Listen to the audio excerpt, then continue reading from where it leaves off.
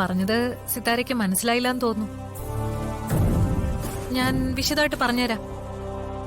Business മാഗ്നറ്റായ സിത്താരയും അതേ റേഞ്ചിലുള്ള അവന്തികയും കൂട്ടുകച്ചവടം നടത്താൻ പോകുന്നു. ഇപ്പൊ മനസ്സിലായോ?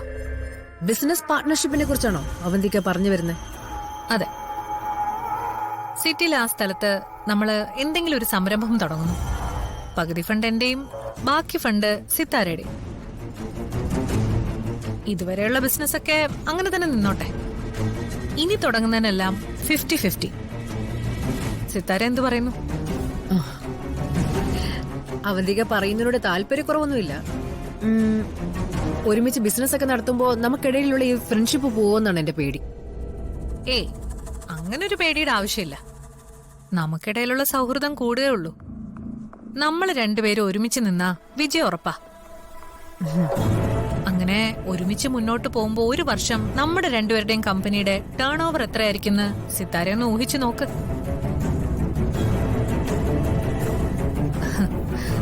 ശരിക്കും നമ്മളിത് കുറച്ചുകാലം മുന്നേ ചെയ്യേണ്ടതായിരുന്നു. ഇനി എന്തിനാ വൈകിക്കുന്നെ? അവന്തികയ്ക്ക് എന്നെ അത്ര വിശ്വാസമായതുകൊണ്ടാണല്ലോ എന്നോട് വന്ന് ഇങ്ങനെ ഒരു ആവശ്യം പറഞ്ഞത്. എന്തായാലും ഞാൻ നോ പറഞ്ഞ് ആ ഒരു വിശ്വാസം കളയുന്നില്ല. നമുക്ക് ആലോചിക്കാം. അടുത്ത ആഴ്ച നമുക്കൊരു മീറ്റിംഗ് വെക്കാം. ബാക്കിയൊക്കെ അപ്പം സംസാരിക്കാം. അങ്ങനെ ആയിക്കോട്ടെ. എല്ലാ സിത്താര പറയുന്നത് പോലെ നോ ഈഗോ. എന്നാ ഞാൻ അങ്ങോട്ട് ചെല്ലട്ടെ? ആയിക്കോട്ടെ, ശരി ശരി.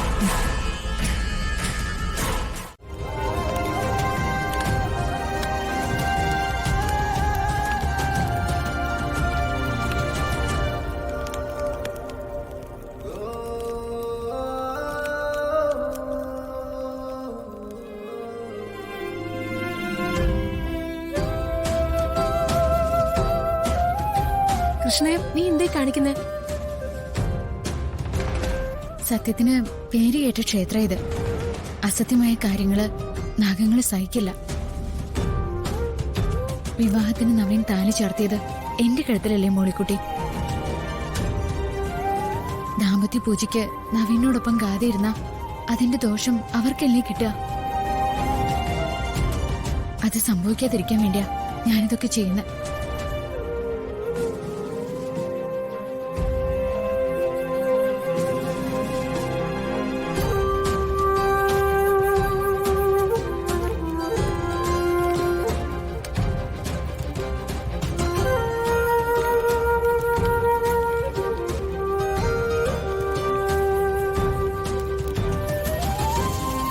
ഇനി താലത്തിൽ നിന്ന് കുറച്ച് പൂക്കൾ എടുത്ത് പ്രാർത്ഥിക്കാം.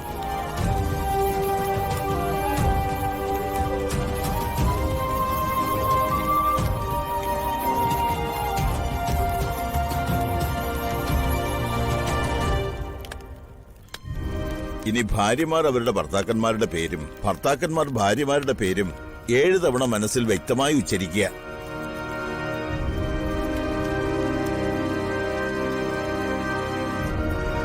ഈശ്വര, സമൃദ്ധി എന്ന പേര് നൽകിയ ഞാൻ ഇയാളെ എന്റെ ജീവിതത്തിലേക്ക് ഏറ്റെടുത്തത്. അത് തന്നെ സ്വീകരിക്കണേ. സച്ചിദാനന്ദൻ, സച്ചിദാനന്ദൻ. ഗാഥ. നവീൻ, നവീൻ, നവീൻ.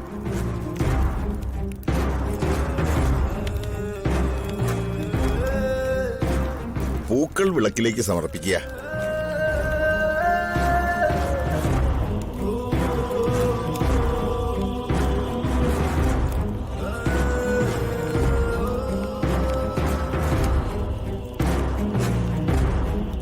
ഇനി സർവൈശ്വര്യത്തിനും വേണ്ടി പ്രാർത്ഥനയോടെ തട്ടത്തിൽ നിന്ന് ഒരു നുള്ളു സിന്ദൂരമെടുക്കാം.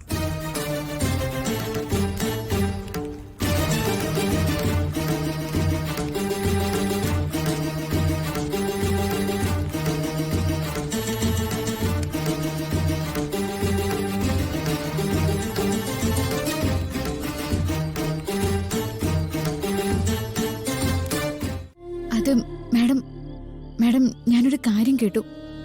അത് മാഡത്തിനെ അറിയിക്കണമെന്ന് എനിക്ക് തോന്നി. എന്താ കൃഷ്ണ? പിന്നെ ഞാനത് പറഞ്ഞ മേഡം വഴക്കിനൊന്നും പോകരുത്. ആളുകളെ അറിഞ്ഞു പെരുമാറിയാൽ മതി. നീ കാര്യം എന്താ പറ. മേഡത്തിനെ കാണാൻ ഒരു ഗസ്റ്റ് വന്നില്ലേ, ഒരു സ്ത്രീ. എന്തോ ഒരു ബിസിനസ് പാർട്ട്ണർഷിപ്പിനെ കുറിച്ച് സംസാരിക്കാൻ വേണ്ടിട്ട്. അവന്തികയുടെ കാര്യമാണോ പറയുന്നത്? അവന്തിക, ആ അത് തന്നെ. അവർക്കെന്ത് പറ്റി? അവർക്കൊന്നും പറ്റിയില്ല. പക്ഷെ അവര് മേഡം വിചാരിക്കുന്ന പോലെ ഒരാളല്ല. അവരുടെ ഉദ്ദേശങ്ങളൊന്നും അത്ര ശരിയല്ല.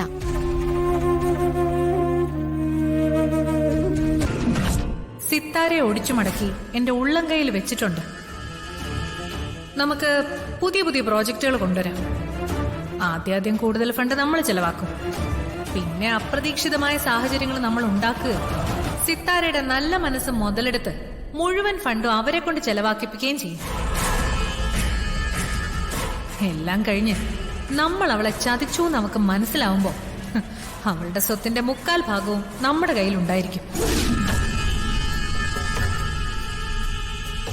മേഡം, അവര് ചതിക്കും. ഞാനേ വ്യക്തമായിട്ട് കേട്ടതാ.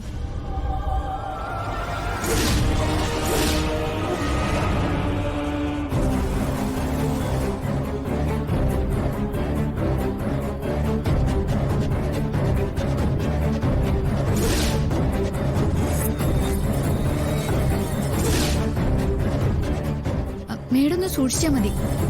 അവര് പറയുന്ന ഈ പാർട്ട്ണർഷിപ്പിനും കാര്യത്തിനൊന്നും നിക്കണ്ട. ഇങ്ങനെയുള്ളവരെ ഗുണത്തിനും ദോഷത്തിനും കൂടെ നിർത്താതെ ഒഴിവാക്കുന്നതാ നല്ലത്.